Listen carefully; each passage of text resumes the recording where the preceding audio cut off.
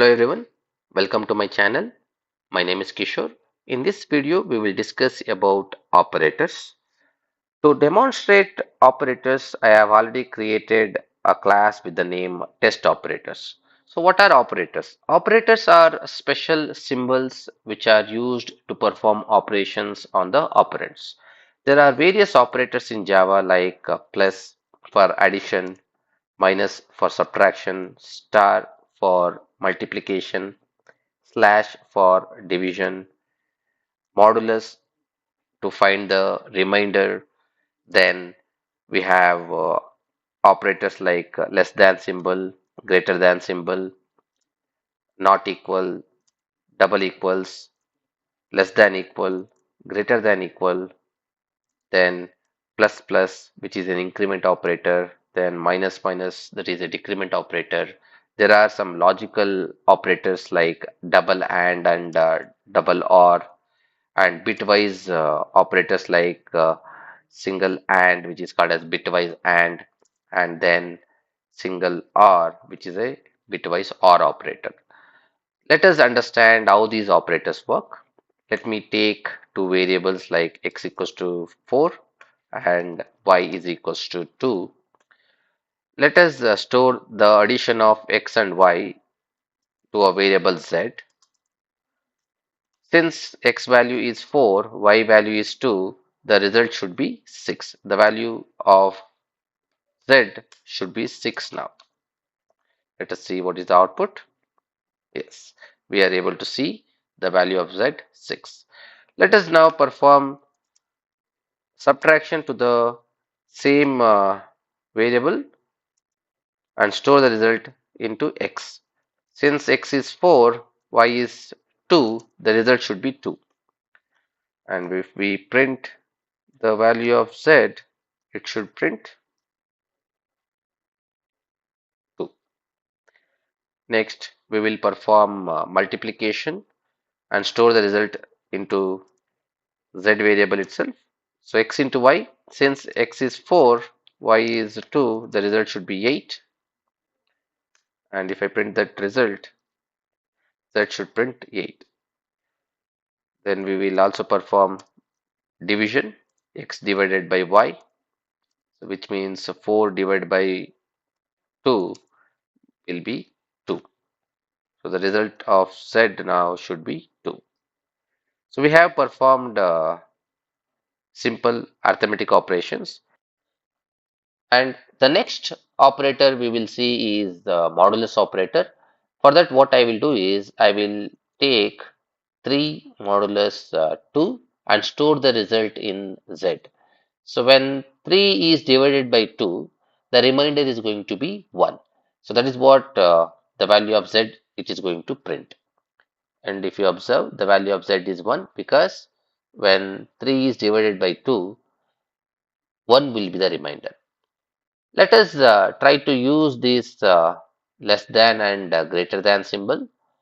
Less than and greater than symbols are going to give Boolean result, which are going to be true and false. Suppose I write here x greater than y equals. And in order to perform x greater than y, I am using the parenthesis so that the expression will be evaluated properly.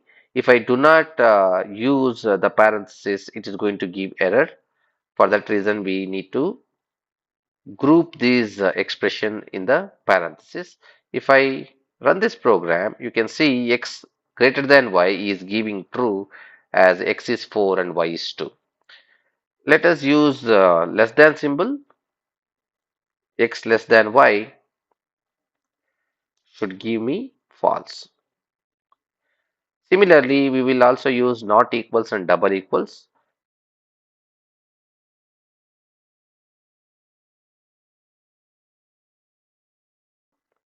So x not equal to y should be true. But if I use one more, that is x double equals to y, what this x double equals to y is going to do is it is going to compare both the variables should be same, then it will be true, else the result will be false. Since x and y both are different, the result will be false. You can observe x double equals to y is giving false. Then there are other operators like less than equal, greater than equal. You can use them also. Suppose if I write x less than equals to y. What is x less than equal to y? It is going to check is x value less than equal to y. Because 4 is not less than equal to 2, it is going to give me false. Let me use greater than equal also. So greater than equal should give true. Later, what are these plus plus and minus minus going to do is, these are called as increment operators and decrement operators. Suppose I have this expression like x plus plus. What happens here is, here the value of x will be incremented by 1, and this is called as post increment. So what post increment does is, the value will be used first and then it will be incremented. Means z is going to utilize the value of x first and then the value of x will be incremented by 1. So in that case, the value of z is going to be 4 and value of x is going to be 5. The reason is, at this point of time before increment x value was 4. That value will be assigned to z and then x will be incremented by 1 so that x value will become 5. So if I print both x and z, x and z, what will be the value of x and z? You can observe x value is 5 and z value is 4. Let us use one more expression, that is z is equals to plus plus y. This is called as pre-increment.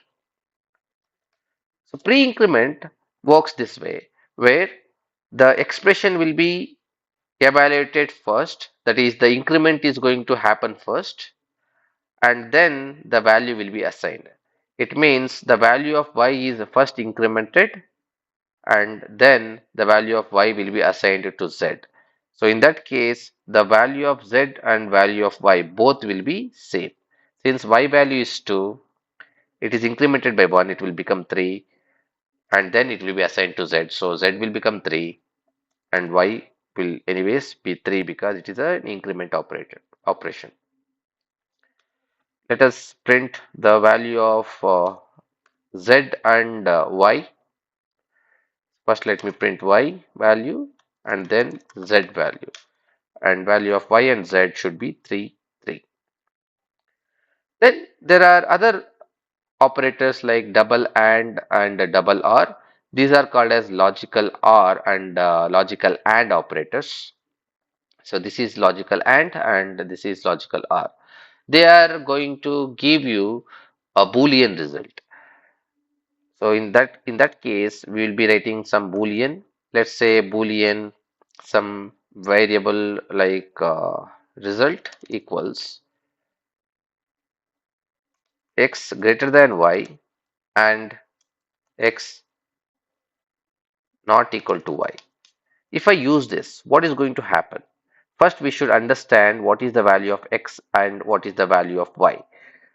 We have written here already x value is 5 because we have done a post increment, and y value is 3 because we have done a pre increment. So in that case, the first expression x value 5 greater than y value 3 and x, which is 5, not equal to y, that is 3. Is 5 greater than 3? Yes. But the logical AND operator should evaluate both the expression. Only then it is going to give the result. So 5 greater than 3 is true and 5 not equal to 3 is also true. So the logical AND operator is going to give us the result true because both the expression are true. If any one is false, then the result will be false. So what is going to be the result now is true because both the expression are true. So let us print the result and see the result should be true. In case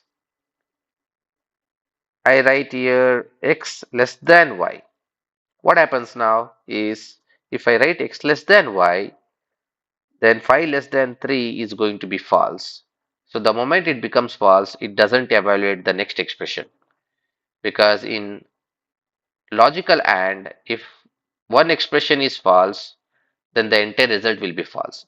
So now the result will become false. Let me use the same result with logical OR.